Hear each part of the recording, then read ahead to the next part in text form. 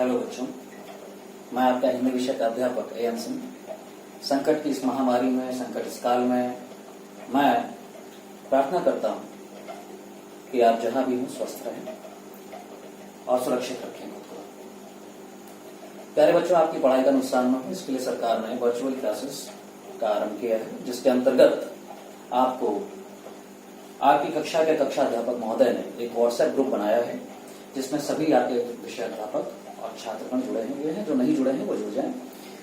उस ग्रुप पर आपको वीडियोस, ऑडियोज या पाठ्य से संबंधित जितने भी पाठ्यक्रम संबंधित नोट्स वगैरह हैं आपको समय समय पर उपलब्ध कराए जाते रहेंगे। आपका जो पाठ्यक्रम है उसे मैंने आपके हिंदी विषय का पाठ्यक्रम मैंने उसी ग्रुप पर अपलोड कर दिया है, कृपया उसको देख लेंगे। इसके साथ ही साथ में मैंने जो पाठ्य पुस्तक है उसको भी पूरी पुस्तक अपलोड कर दी है, तो पाठ्यक्रमानुसार उसका अवलोकन करेंगे और वाचन करेंगे। और साथ में एक नोटबुक रखेंगे, साथ में एक नोटबुक रखते हुए उस पर अगर वाचन करते समय, अवलोकन करते समय किसी प्रकार की कोई समस्या आती है तो आप उसको उस समय नोट कर लेंगे और उसी व्हाट्सएप ग्रुप पर हमें प्रेषित कर देंगे, जिसका हम समाधान आपके लिए प्रस्तुत कर देंगे। प्यारे बच्चों, आपका विषय हिंदी बहुत महत्वपूर्ण विषय है। ये 2 खंडों में विभाजित है और 2 खंडों में इसका खंड क है। खंड क में गद्य, पद्य, कथा है, नाटक है। हिंदी गद्य साहित्य का इतिहास है और हिंदी काव्य साहित्य का इतिहास, ये खंड क में है। खंड ख में अनिवार्य संस्कृत के अंतर्गत संस्कृत दर्शिका नामक पुस्तिका है, इसके अंतर्गत प्रश्नोत्तर आएंगे। पत्र लेखन है, निबंध है, व्याकरण है, संस्कृत व्याकरण है, बहुत ध्यान दीजिएगा इस पे। और काव्य सौंदर्य के तत्व, ये बहुत ही महत्वपूर्ण चीज है, जिसके अंतर्गत आपको रस, छंद और अलंकार इनका अध्ययन करना है। और इस विषय के अंतर्गत आपको बच्चों में बता दूं कि 80% छात्रों के नंबर हिंदी साहित्य जो इसका खंड क है उसमें, और खंड ख से भी जो निबंध है, पत्र लेखन है, संस्कृत का जो प्रश्नोत्तर है, वहां तक सबके नंबर लगभग आसपास ही होते हैं, ज्यादा अंतर नहीं होता है।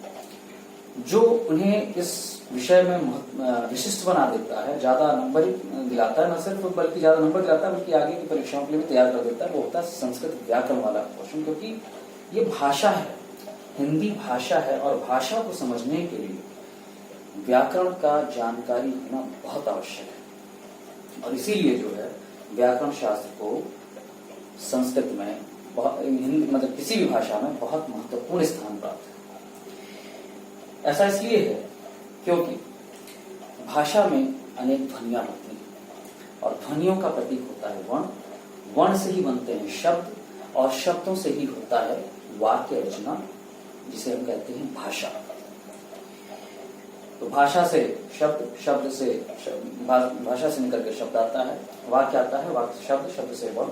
वर्ण कितनी महत्वपूर्ण चीज है, मैं आपको ये बताने की कोशिश कर रहा हूं कि वर्ण क्या है। वर्ण की परिभाषा समझ लीजिए। वर्ण उसे कहते हैं जो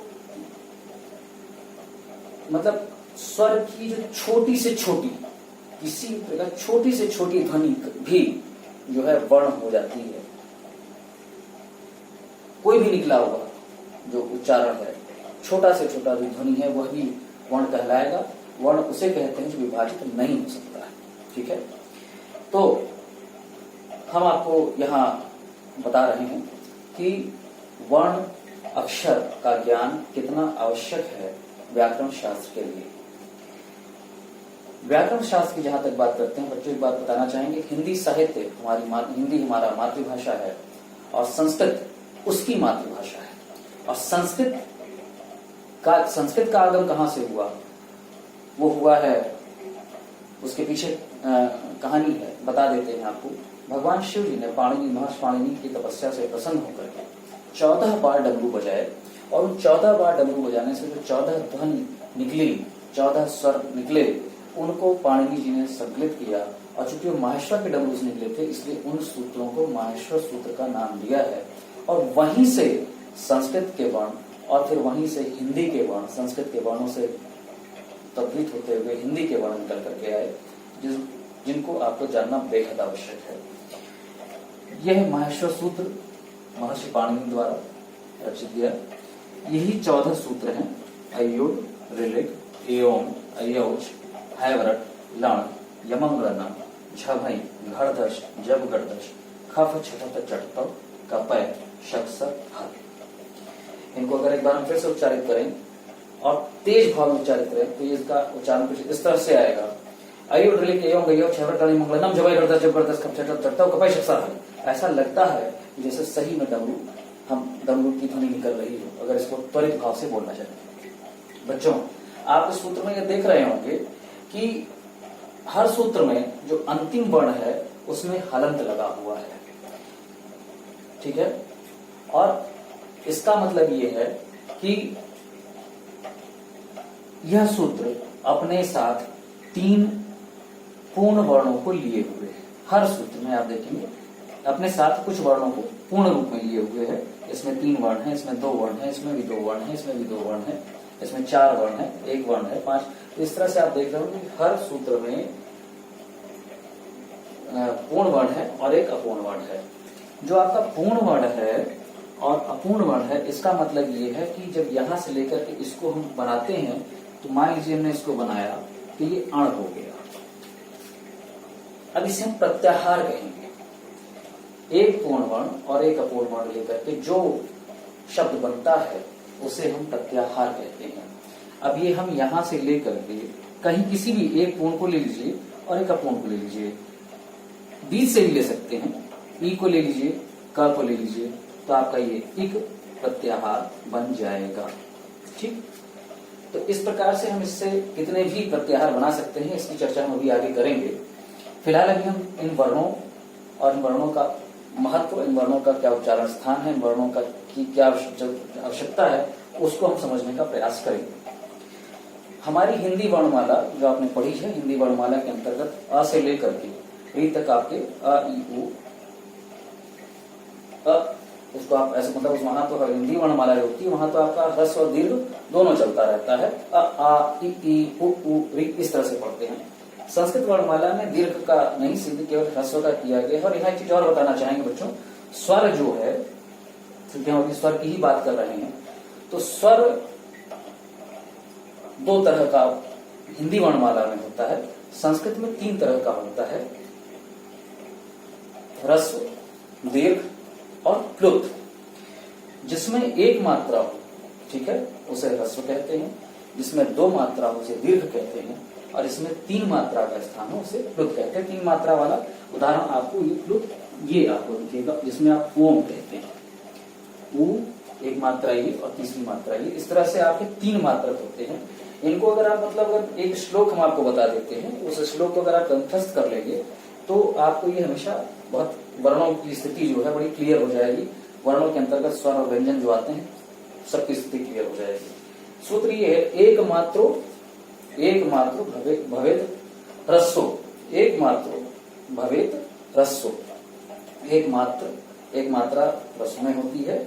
और द्विमात्रो दीर्घ उच्चते, द्विमात्रो दीर्घ उच्चते, त्रिमात्रस्तु प्लुतो गेयो व्यंजनम 4 मात्रकम, ठीक है। कहने का मतलब ये है कि ह्रस्व में 1 मात्रा रहेगी, दीर्घ में 2 मात्रा, प्लुत में 3 मात्रा रहेगी।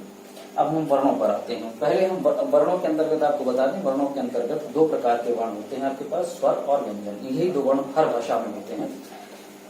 स्वर यानी वो वर्ण जिनको, स्वर की परिभाषा यही है, ये वो वर्ण है जिनको किसी अन्य वर्ण की सहायता की आवश्यकता नहीं होती, उन्हें स्वर कहते हैं।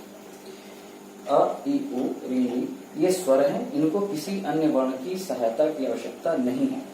और जहां ये समाप्त होते हैं उसके बाद से ही प्रारंभ हो जाता है व्यंजन।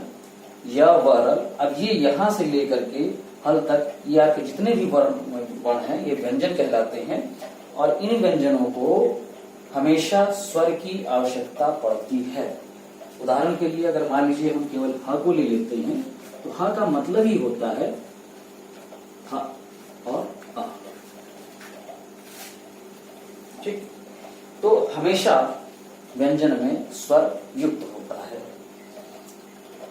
अब हम इन वर्णों के आधार पर इन वर्णों का क्या वो है सिस्टम आपको समझाते हैं।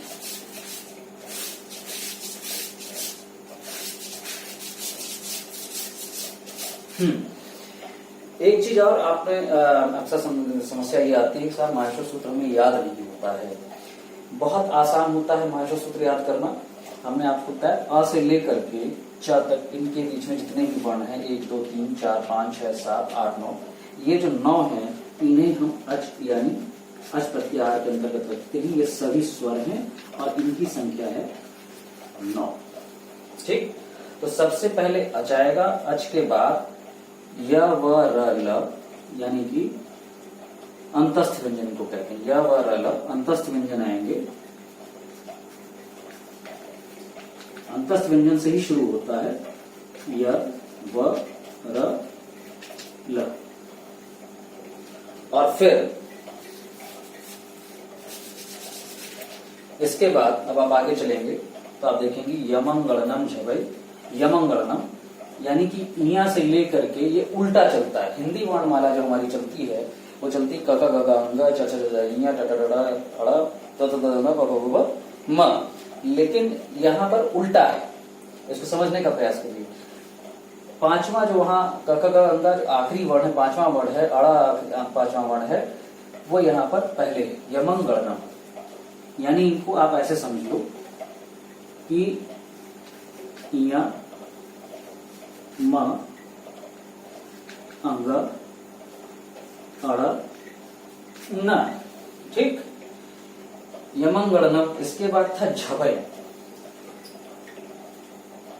झ और घ, और फिर था घड़धश, घ ध ध, फिर था जबगर्दश, ज ब ग ड और द, फिर था खफ छठत चटता जो कि हमने आपको बताया था, आपने लिखा होगा ख फ छ ठ और थ, और खफ छठत के बाद चटत चटत च ट त, और लास्ट में था कपय कप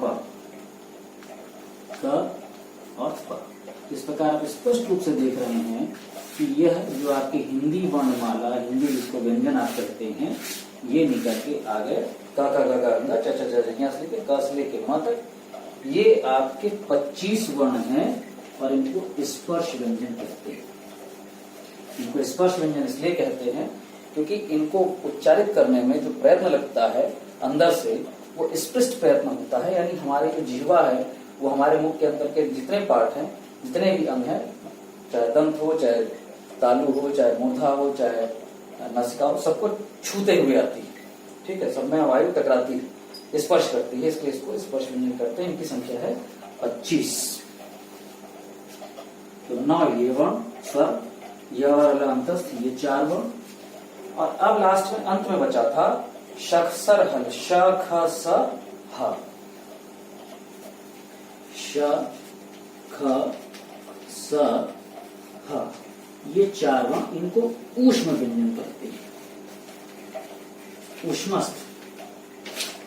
ऊष्मस्थ व्यंजन कहते हैं, ऊष्म व्यंजन इनको कहते हैं क्योंकि इनको बोलते समय वायु जो टकराती है उसमें कुछ ऊष्मा से ज्यादा ही इनको हीटेड लगती है, गर्म वायु जैसी लगती है।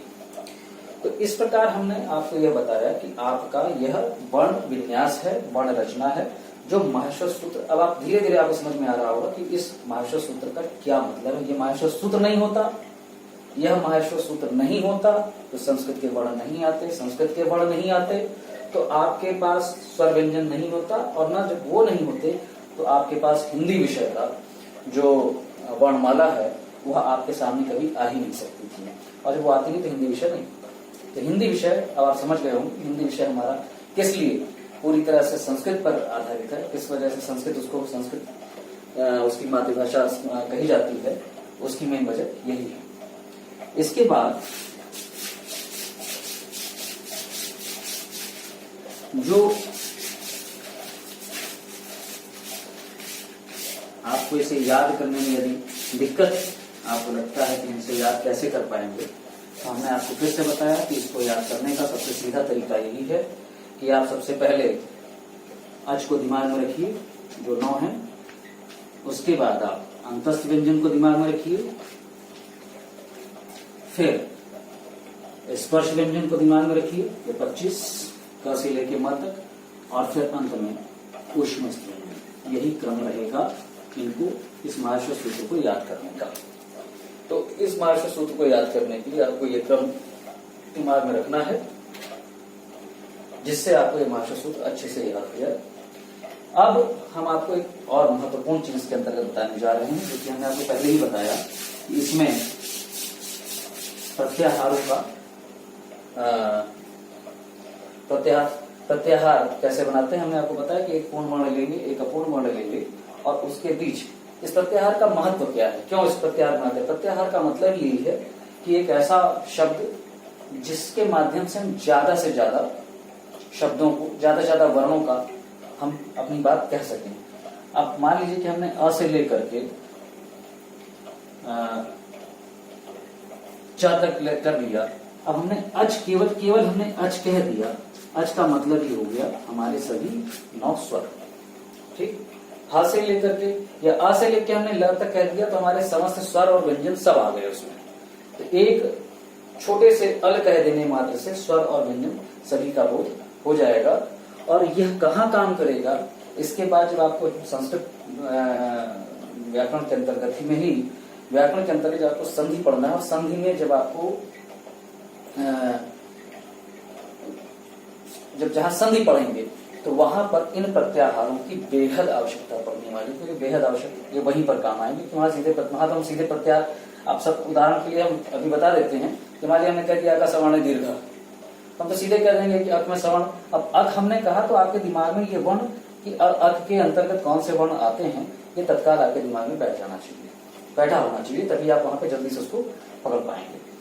दूसरी चीज, इसके एक चीज और पूछी जाती है इस महाश्व सूत्र के अंतर्गत परीक्षा में और आगे भी, वो सबसे महत्वपूर्ण चीज ये है कि इन वर्णों का उच्चारण स्थान कैसे निर्धारित करते हैं, यह कहाँ है, उसके भी कुछ सूत्र हैं। हम आपको एक आध उदाहरण दे रहे हैं। जैसे सपोज करिए, मान लीजिए इसका याद करने का तरीका क्या है। आकुह, विसर्ज,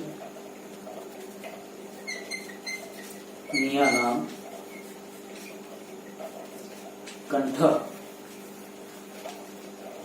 अब अकु विसर्जनीय नाम कंठ हमने कह दिया। इसका अब इसी से निर्धारित हो जाएगा कि हमारे इस पूरी वर्णमाला में कौन कौन से वर्ण कंठ से, कंठ कहा गया है, कंठ से बोले जाएंगे। स्वर में अ, कु का मतलब है कवर्ग। अब यहाँ आपको एक चीज बताना रह गया था। ये जो हमने आपको स्पर्श व्यंजन बताए थे, क से लेकर के अंग तक, च से लेकर के ञ तक, ट से लेकर अड़ तक, क, ख, घ, घ, अंग, एक को लेते हैं। तो इसका जो प्रथम वर्ण है, ये केवल का को हम कवर्ग कह देंगे तो इससे इन 5 वर्णों का बोध हो जाएगा, ठीक। ये अपने वर्ग का चूंकि प्रतिनिधित्व कर रहा है, इसलिए कवर्ग कह देने से मात्र से ही क से लेकर अंग तक का बोध हो जाएगा। चवर कह देने से च से लेकर के ञ तक का बोध हो जाएगा।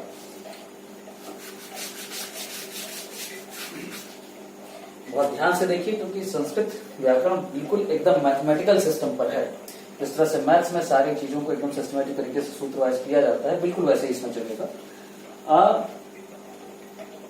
स्वर हो गया, कु का मतलब कवर। अब कवर कह देने मात्र से क से लेकर के अंग तक, यानी ये 5 वर्ण, और उसके बाद ह और विसर्ग, ये जहां होंगे, यह इतने वर्ण कहां से बोले जाएंगे, कंठ से। इसी तरह सूत्र है इचु शाणाम तालु। इचु शाणाम तालु का मतलब हुआ इ, चू का मतलब चवर, चवर का मतलब पूरे च से लेकर के यहां तक, य, ठीक, और इचु य और श, य, चवर और ई, इतना चीज बोला जाएगा। इचुशाणाम तालु लिखा हुआ है, यानी तालु से। इसी प्रकार से ऋतोषाणाम मूर्धा, ऋतुंसानाम दंतः, वो मध्यमानी ओष्ठौ, ये सारे सूत्र हैं जिनके माध्यम से हम वर्णों का उच्चारण संग आपकी पुस्तिका में दिया हुआ है। कृपया एक बार वहां पर उसका अवलोकन करेंगे। यदि वहां नहीं आपको मिल पाता है तो आप में इसको प्रेषित करिएगा, हम आपको नोट्स में बना करके दे देंगे। यहां समझने के लिए आप समझ लीजिए कि इस तरह से इन सूत्रों को अगर हम कंठस्थ कर लेते हैं तो यह पूरी वर्णमाला के अंतर्गत आने वाले कौन से वर्ण किस जगह से बोले जाएंगे, किस स्थान से उनका उच्चारण स्थान क्या होगा, वह आप निर्धारित करने में सफल रहेंगे। तो आज आपको माहेश्वर सूत्र याद करना है।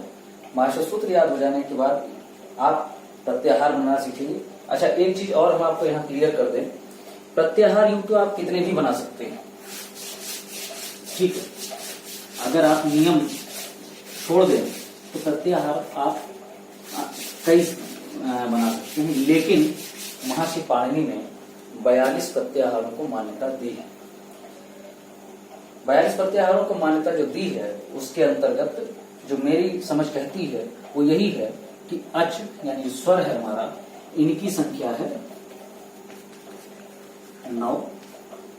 उसके बाद आपके 4 अंतस्थ थे, आपको बार बार बता रहा हूं। फिर 25 स्पर्श व्यंजन हो गए, और फिर ऊष्मस्थ व्यंजन, इनकी संख्या भी 4 है। अब इन्हें आप जोड़ लीजिए, 9 4 13, 25 38 और 4 42। संभवतः इसी कारण से पाणिनि ने 42 प्रत्याहारों को मान्यता दी है। वो आपका प्रिस्क्रिप्शन आपकी किताब में होगा, नहीं होगा तो हम आपको आपके व्हाट्सएप पर उपलब्ध करा देंगे, वहां से आप उसको देख लीजिएगा, समझ लीजिएगा और अपने से पहले अपने से बनाने का प्रयास करिएगा।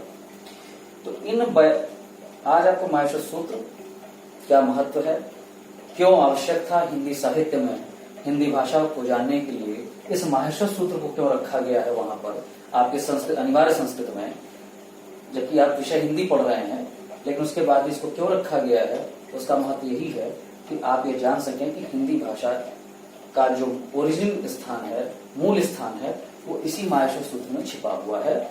और इसी वजह से आपकी शुरुआत हमने यहीं से की है। इसको आप आज अच्छे से कंठस्थ कर लेंगे। कंठस्थ करने के बाद आप इसको जो है इसके प्रत्याहार बना लेंगे। सारे सूत्रों को अच्छी तरह से लिखने के बाद, कंठस्थ करने के बाद कई बार उसका उच्चारण कर